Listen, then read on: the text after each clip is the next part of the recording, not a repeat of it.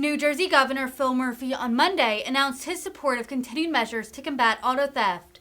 Back in September, an attempted theft of a Land Rover reportedly took place at the home next to his private residence. Murphy highlighted actions his administration has taken against car theft in his state, such as investing in law enforcement. He noted that in both September and October of this year, car thefts were down by double-digit percentage points. Murphy noted that more must be done to combat the likelihood of car thefts, adding, quote, "Bringing down the number of vehicle thefts will also reduce the occurrence of violent crime." Dave, long time. You been all right? Health good? Let's hope it stays that way. We good? Good morning, everybody. Welcome to The Rock. Where's Pat? We haven't been here in a while, which is, I think, largely good news. And as always, our thanks to New Jersey State Police, of whom there are many senior members here today, especially thanks to Superintendent Colonel Pat Callahan and the whole team for allowing us to be in their home once again. Also joined by Attorney General Matt Platkin, fresh off the New York City Marathon, still standing. Senate President Nick Scuteri, Assembly Speaker Craig Coughlin. Great to have you guys with us. And we have also a special treat, Senate and Assembly Law and Public Safety Committee chairs, Senator Linda Greenstein and Assemblyman Bill Spearman. Great to have you all with us as well. I also want to give a shout out to Mercer County Executive Brian Hughes and Ewing Township Mayor Bert Steinman. Great to have you guys with us as well. So earlier this year, our administration took a series of steps to combat a rash of car thefts that, like in other states around the country, has risen to near epidemic levels. We supported the efforts to grow the state police's auto theft task force to give it greater ability to investigate and disrupt the car theft rings, which are at the heart of the current trend. The task force has been able to add new detectives, and under Attorney General Matt Platkin, the Division of Criminal Justice has added additional prosecutors to quickly bring perpetrators to justice. The Attorney General has also revised the police pursuit policy to explicitly permit the pursuit of stolen cars, among other things. We're also putting $10 million in federal funds to work in communities investing in automated license plate recognition technologies that allow local police to better track and trace both stolen vehicles and the vehicles being used to shuttle car thieves into targeted neighborhoods. We are confident that these steps, investing directly in law enforcement and empowering them in their work, have already had an impact in reversing the increase in car thefts. Earlier this year, by way of example here, car thefts had increased significantly year over year. With the steps we've taken, car thefts in September of this year were down 14% from September of last year. And in October, car thefts were down around 12% from October of last year. But, and here's the reason why we're here today, we also know that we must do more to reduce the likelihood of car thefts and hold those who do commit these crimes accountable. Bringing down the number of vehicle thefts will also reduce the occurrence of violent crime, as we know that too often stolen cars are used in shootings and other acts of violence. Matt or Pat will correct me if I'm wrong, but shooting, homicides, shootings, violent crimes generally are also all down year over year, thank God. They're all north of zero, unfortunately, but they're down year over year. So all of those reasons bring us to today. Alongside the legislative leaders, and again, I thank the Senate President and the Speaker, as well as the two chairs with us today, I'm announcing my support for a series of measures to further combat car theft, in which I will sign into law as soon as they are passed and placed on my desk. Some versions of these measures have already been introduced, and I'm grateful to the legislators who are focused on confronting this important challenge. So first up, I'm calling for the establishment of a new persistent auto theft offender statute, which would give state and local prosecutors the option to seek more serious criminal consequences for those who have been repeatedly found guilty of stealing cars. Another bill will make possession and distribution of the specialized tools car thieves use to break into and start vehicles a crime. A third bill would impose criminal penalties for failing to comply with new guidelines in the sale and purchase of catalytic converters. This one is especially important as we know that many car thieves are specifically going after catalytic converters for the rare metals they contain. Just this week, in fact, the New Jersey State Police, as Pat knows, worked with our federal partners in arresting several individuals in New Jersey as part of a multi-state law enforcement operation cracking down on the interstate black market in catalytic converters. And this measure will empower state and local law enforcement as well. And I think this is a big one, we will invest in enhanced pretrial services to reduce the risk that individuals who are currently awaiting trial will go out and commit another crime. This will include, among other things, pre-trial monitoring by law enforcement, expanding the use of house arrest paired with location monitoring, and providing additional resources related to substance abuse, mental health, and housing insecurity for defendants released pretrial who may require such services, which in turn will decrease the probability that they will commit another offense while on pretrial release. Matt has been particularly passionate about the notion that we have a lot of focus and energy and resources directed at those who are returning to society after having served a sentence, but we have precious little for those who have been arrested awaiting their trial, and this will address that.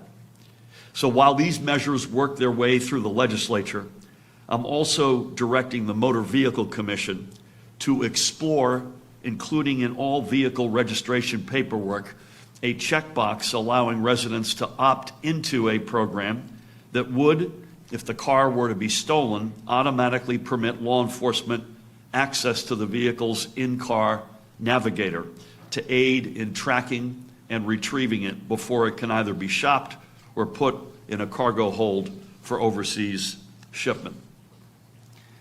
And MVC is also going to focus on messaging the importance of safely handling key fobs, something that all drivers should heed, but new drivers especially so. This may seem like basic common sense, but the fact is that many car thefts are being made easier to pull off because car owners have simply and or accidentally left their key fob in the vehicle or inadvertently stored the fobs in their homes too close to the cars in their driveways or garages. I know there are other measures being contemplated in the legislature and other potential steps we can take administratively.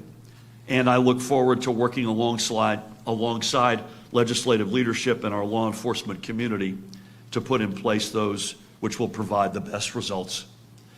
And this is how we are going to get ahead of those committing car thefts, by working across government and in partnership with law enforcement at both the state and the local levels. But again, we cannot do all of this ourselves. We need residents to also help by taking the steps they can to better protect their cars. A car that is parked in a closed and locked garage is going to be the safest from theft. If you cannot park your car inside, make sure that your vehicle is locked and that the key fob is with you. These may seem, again, like common sense steps, and they are, but sometimes a little extra common sense could go a long way in protecting one's property. And we will continue to do what we can to invest in and empower law enforcement in their work. And that's common sense, I might add, as well. Together, we will continue to work to make New Jersey safer. So with that, again, Pat, thank you for hosting us so graciously. Please help me welcome the Attorney General, Matt Plackett.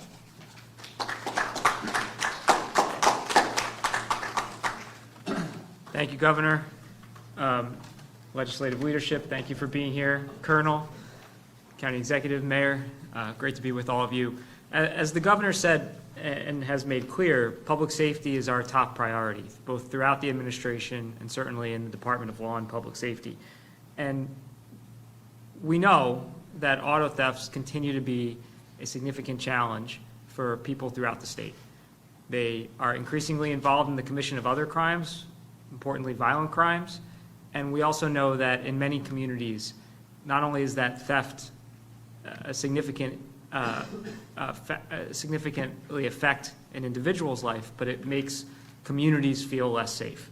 So we have been aggressively tackling the rise in auto theft. When the governor nominated me and I took office in February, the year-over-year increase in auto thefts was 31%.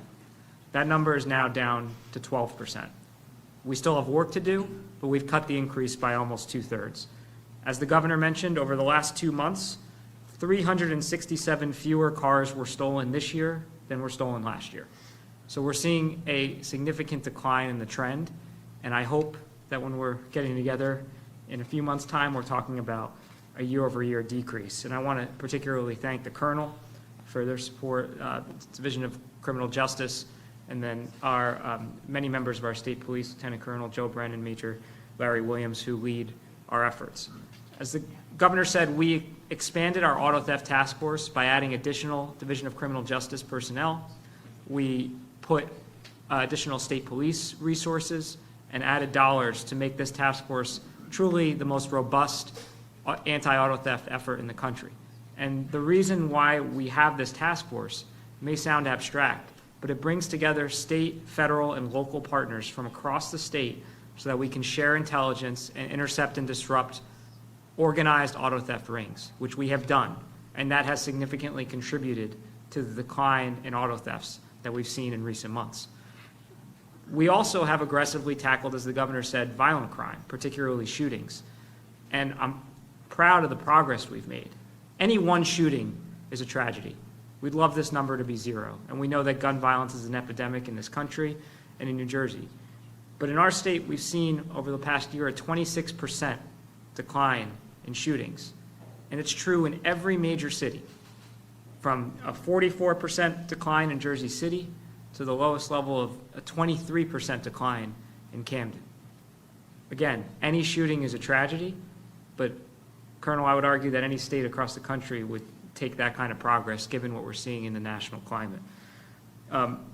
So I'm encouraged by these trends, but I thank the governor and the legislature for considering new tools that can help us more effectively combat the rise in auto theft and drive down violent crime. The governor's gone over the administrative and legislative tools that he's discussing.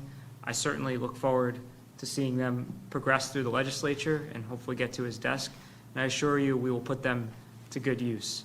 In particular, I thank the governor for considering enhancements to our pretrial services, which I believe will have a significant impact in both keeping public safe and helping provide those who have become in contact with the criminal justice system a path to a better and more a better contributing lifestyle. So thank you.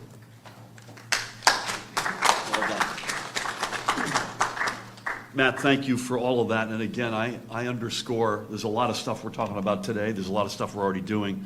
But this pre-trial service notion, to me, has the potential of being a game changer. So thank you for your leadership. Please help me welcome, I don't know why I get to welcome our host because it's his house, but please help me welcome the Superintendent of the State Police, Colonel Pat Callahan.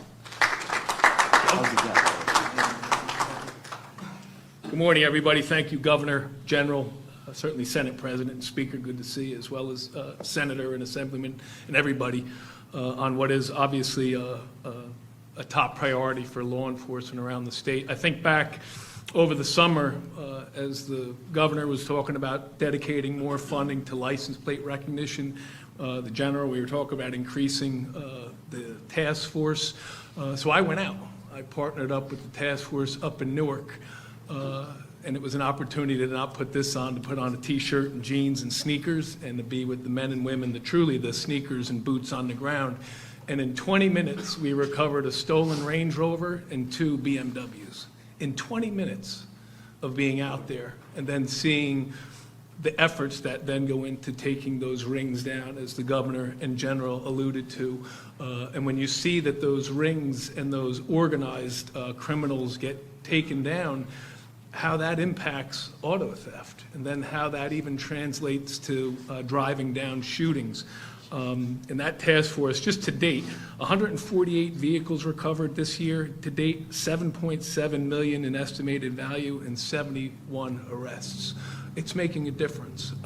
But what I stress whenever I have the opportunity to talk about auto theft, it's not all the time just your car being taken from your driveway or your garage.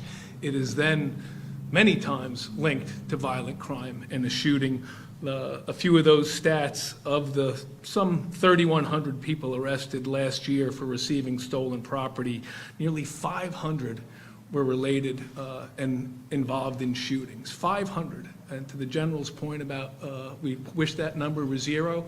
So for those folks who don't think that locking your car, locking your house, taking your fob, we've seen a brazenness recently with you can be home, and if you hang those keys up on that post in your mudroom, that's a pretty easy spot to get to. So the combination of what this proposed legislation is going to do, coupled with the mission that our task force is on, coupled with the funding to support license plate recognition, and I do think that this pretrial service, Gov, is going to be a game changer too, when we can make sure to keep the most violent and the most prolific auto thieves held accountable for this, and we will definitely, I think the rest of the nation, the other 49 states, as they do with many other things, are going to look to New Jersey and say, how are they doing it, and how are they upholding their oath to protect the citizens and their property in this great state? Thank you. I just went to Pat, and I hit his gun, so Pat, that was not in any way, shape, or form an attempt on my part to disarm you. Thank you for your leadership across so much. You know, there's some stuff that we can do on our own, and we have done, but most of the stuff we're talking about, either that we have done or that we want to do, is under the banner of it takes a village. And that means you need great legislative leadership to get bills to move through the respective chambers and then get to our desk to sign. And we could not have two better leaders than our next two and final speakers. Please help me welcome the great Senate President, Senator Nick Scuteri.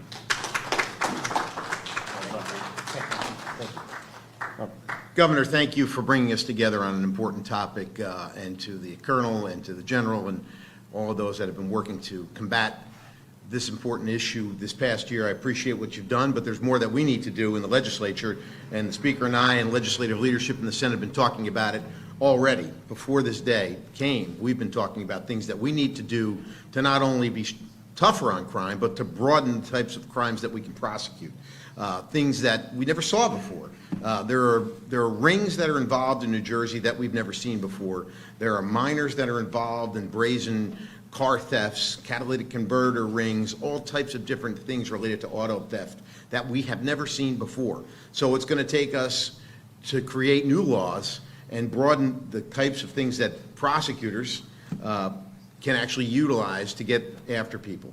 And that's also going to probably mean that we need to get tougher in terms of holding people over, to make sure that people that have been arrested on crimes that were with the most certainty are probably guilty of those and have a likelihood of continuing to commit these crimes while they're not held over, that they need to be held over. That means changing the presumption of incarceration for individuals that may be charged with certain types of things. And we've already started that discussion in order to make sure that law enforcement can do their job. Arresting people is not enough if they get out on the next day and we can't hold them over. We need to make sure that those individuals that are involved in these types of criminal activity and these criminal rings are held until trial date, so they don't continue to commit these types of things. Even as much as law enforcement stops them, we can't allow them to come right back and do it again. So these are types of things that we've been talking about, increasing penalties for people in these things, broadening the types of activity that reaches to criminality, talking about the juvenile behavior and the juvenile involvement. And although juveniles in New Jersey and across this country already have broad protections, in some instances perhaps we've got to look at that to make sure that, that we can be tough on them as well, because they're involved in activities that we just simply cannot tolerate. Our citizens won't tolerate it. We as legislative leaders can't tolerate it as well. Being safe in your homes, being safe with your vehicles, being safe in our communities is one of the most important things that we can do as leaders. And so we want to make sure that we do that. And I think that we're going to get that done. We've already been talking about it. I appreciate the governor having our back on this, because it's not the easiest topic in the world, but we got to get moving further on the things that you've already started, but it's going to require legislative changes. You've got my commitment to work with the Speaker and legislative leadership to do that. One of the things I just want to leave you with in all my years as a prosecutor is lock your cars.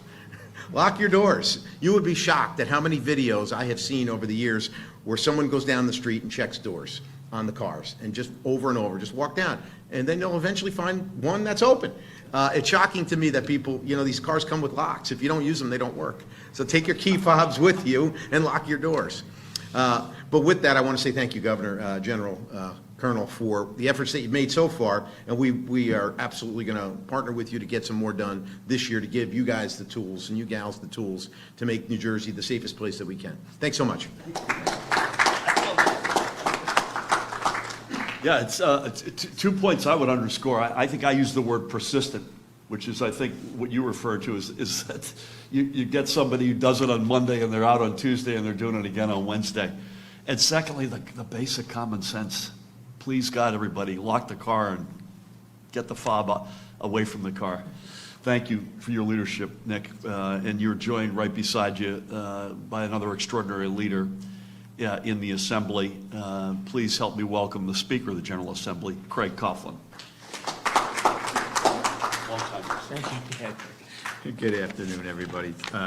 Pleasure to be here, and thank you, Governor. Thank you, Senate President. Thank you, Colonel, for letting us be here. General, it's nice to see you. Senator Greenstein, thank you for being with us today, and the chair of my Law and Public Safety Committee in the Assembly, Bill Spearman. Thank you for being with us. Bill was ahead of the curve last week or the week before. I think he announced that he was going to hold hearings on this issue, because this is something that we all recognize, and it's important that we come here and speak together with one voice, the legislature and the front office in addressing this problem, because it's something that we all recognize is a challenge to every community in the state of New Jersey and puts people at risk. This is something that no district is immune from, not mine in the 19th, not the senators, not the assemblyman from Camden, not the Senate President. No, none of us. In fact, we read, I think all of us probably read the story about the house across the street from the governor's, in fact, being the target of a car theft. And it's something that we need to make and double down on the commitment to address end to end, because the opportunity for things to go terribly wrong and for people to end up being hurt because of that is real, and something that we need to commit together. So I'm in for addressing those things that we can, as the governor outlined. I'm in with the Senate President, as he talked about. We've been talking about ways. I can only imagine the frustration of law enforcement and judges, quite candidly, when they're looking at somebody who has a repetitive offense. Weren't you here last week, kind of thing? I've had the great privilege of being a judge at the municipal level years ago, and understand what you're looking at it, and there are rules that might need to be changed. And so we need to look at all of this. We need to look at this holistically, and we need to do it immediately, because now is the time. People are sending us a clear message that this is something that they're truly worried about. And so the efforts that we make when we do them together need to have a profound impact on this. And we need to recognize that, as the Senate President pointed out, so many of the people involved in this are young people. We need to protect them. We need to disincentivize them from getting involved, and we need to prosecute and punish the ringleaders who recruit them, so that going forward, those will come to an end, and those who are responsible for this will face true justice. So I congratulate the governor for his leadership on this issue and bringing forth some terrific ideas that we look forward to moving quickly, addressing those things that we must, because everybody in the state of New Jersey, it goes without saying, our job, first and foremost, is to protect the health, safety, and welfare of the people of New Jersey. This is an issue that demands our attention. This is the one that we're going to work to solve and just make sure that justice is brought to everyone, so everybody goes to bed safe at night, not being concerned about what might happen if somebody tries to steal their vehicle, and bringing an end to this as best we can. Thank you very much, everybody. Thank you, Speaker. Again, to you and the Senate President, deep thanks for your partnership and leadership on this. Ditto for Senator Greenstein and Assemblyman Spearman. Thank you both for your leadership. And again, I want to thank the Attorney General and Superintendent for their leadership as well, and also Pat for hosting us so graciously. And we're being hosted in Mercer County. I thank the county executive and Ewing Township, and I thank Mayor Steinman as well for being here today. With that, folks, thank you all. Have a great week, and stay tuned.